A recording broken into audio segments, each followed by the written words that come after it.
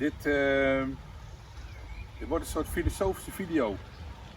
Want ik rij in mijn droomauto van 30 jaar geleden. Niet alleen mijn droomauto, maar nog 30.000 andere autoliefhebbers. Want we staan bij een heuse Golf 2 GTI G60. Ik weet gewoon eigenlijk niet goed wat ik moet zeggen. Ik bedoel, dit, Volkswagen, dat en zo. En het mooie is ook nog, hij is te koop.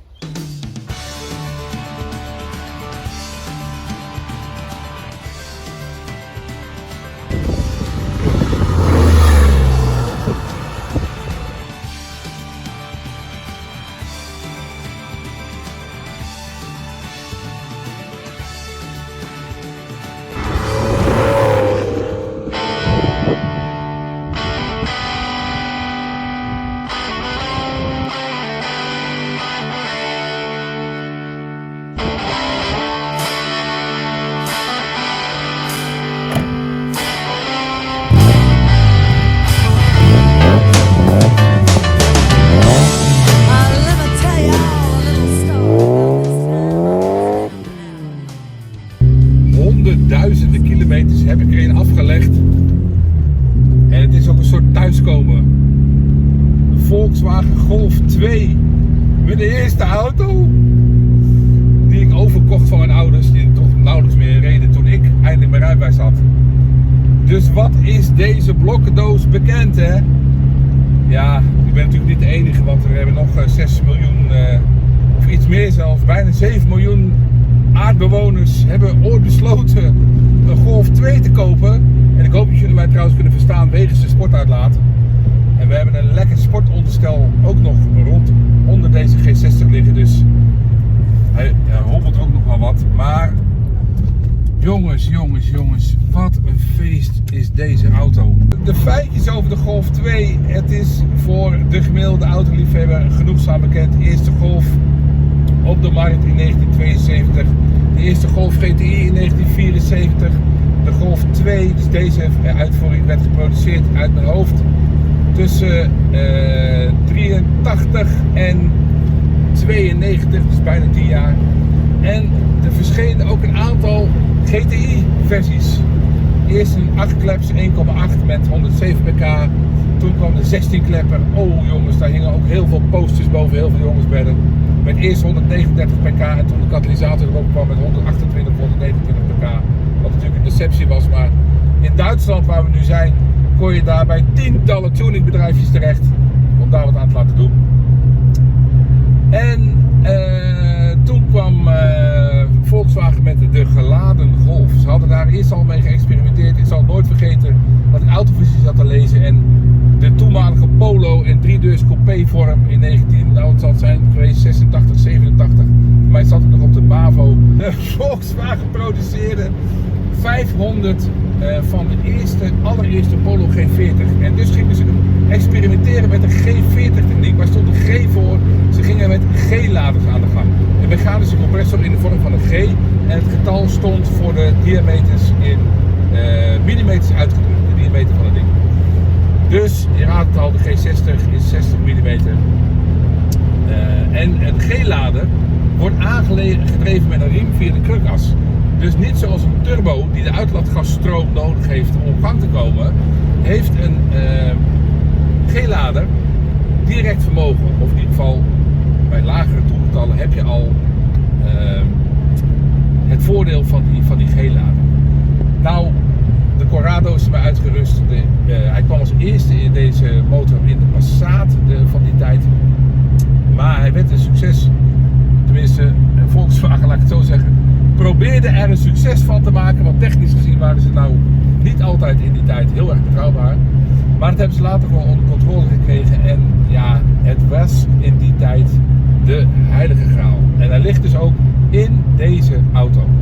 In 1991 komt hij. Hij is één keer overgespoten in die typische aubergine-paarse lak. Die afhankelijk van de hoek waar je naar kijkt, verkleurt naar bijna zwart. Via blauw terug naar paars. Ik vind het een plaatje om te zien. De stans, zeg maar de wijze waarop het ontwerp als het ware over de wielen is geplooid. Die verbrede alles waar we als jongens van rond 18, 19, 20 jaar op liepen te kwijlen, ik wou eerst een ander woord gebruiken, zit op deze auto. Ik rij in een enige, echte, originele, zeer zeldzame op dit moment Golf 2 GTI G60. 160 pk uit een 4-cilinder in lijn met eraan gekoppeld die G-lader. Ik geloof dat hij iets minder dan 1,8 liter inhoud heeft. Hij heeft gelopen 159.209 kilometer. En de aardige eigenaar van Beumer en van As Autohandel, net over de grens in Bad Bentheim, leende hem ons zomaar uit. En die zei, joh, doe je ding, maak lekker je video. En that's it. Dus ik heb geen enkele druk verder om deze auto aan jullie te verkopen, maar dat hoeft ook niet, want hij verkoopt zichzelf en hij staat dus inderdaad daar te kopen voor uit mijn hoofd €27.000 en nog een beetje. En dan koop je een iconische auto, een monument van een auto. En ik ben, zoals jullie weten, altijd eerlijk in mijn video's en dus ook, kan ook lekker persoonlijk zijn, ik ben geen autojournalist of zo. Natuurlijk, ik kan heus wel auto afkraken, is niet zo moeilijk, een auto de hele prijs is ook niet zo moeilijk. Maar met een Golf heb ik altijd wat gehad. Ik heb altijd een voorliefde voor die auto gehad. Nou, daar ben ik bepaald niet de enige in. En dat is natuurlijk het rare van een Golf. Een Golf is niks. Het is een neutrale boter- en broodauto. Een standaard gebeuren. Waarom zou je daar wild enthousiast van worden? Ja, dat weet ik niet. Sommige mensen worden alleen maar enthousiast van een Ferrari. Anderen zijn enthousiast over een Eend of een Kia Picanto. Jeetje, wat maakt het uit? Als jij daar een passie voor hebt, laat het vooral blijken. En nou ja, voor je het weet, zit je dus achter het stuur van een van je grote passies.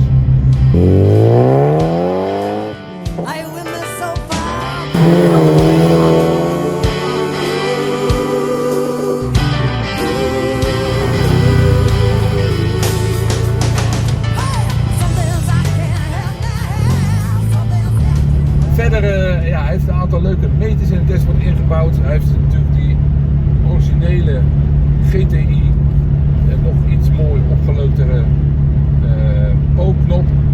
Zou die dus elektrische ramen hebben, dan moet je teleurstellen. Nee hoor, het is echt een Golf 2, dus je mag nog koppelen met de hand. Maar verder, ja, het is gewoon heerlijke Recaro-stoelen zitten er wel in. Maar ja, voor mij is het is ook gewoon een ontzettend leuke trip to memory lane. Het is thuiskomen. Het is, ja, waarom was dit eigenlijk toen de tijd eigenlijk zo'n gewilde auto? Hij voelt nu best wel klein. Het is best wel een beetje ja, Spartaans. Maar deze auto die koop je rondom zijn beleving. Want ja, ik weet niet of jullie het horen met die sportuitlaat, maar het gerommel, het geraas. Oh. Voor ons rijdt een Volkswagen T-Cross. Ja, het is natuurlijk wel, hij begint te accelereren. Maar jongens. Tussenacceleratie, als hij een beetje toeren maakt, het is echt.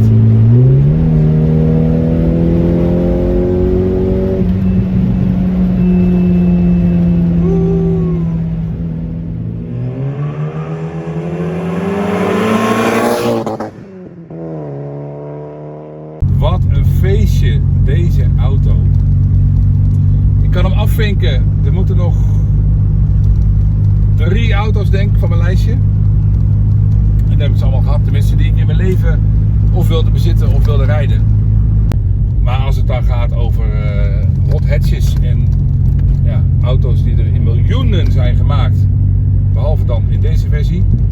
Ja, dan is dit toch wel ja, geweldig. Juist die bijeenkomende factoren. De factoren die maken dat dit een bijzondere Golf is.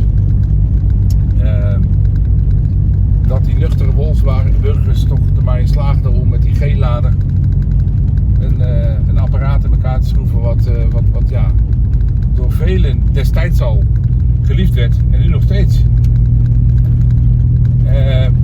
Ja, dat sportonderstel, daar moet je van houden. De sportuitlaat in dito, maar beide kan er natuurlijk onder de auto vandaan, dat is natuurlijk geen enkel probleem. Ja jongens, en dan heb je gewoon een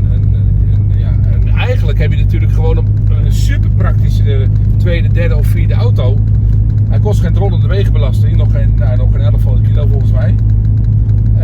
En stel dat je de stalen 13 inches van de Golf 2 onder zou gooien, dan sta je boodschappen te doen bij de supermarkt.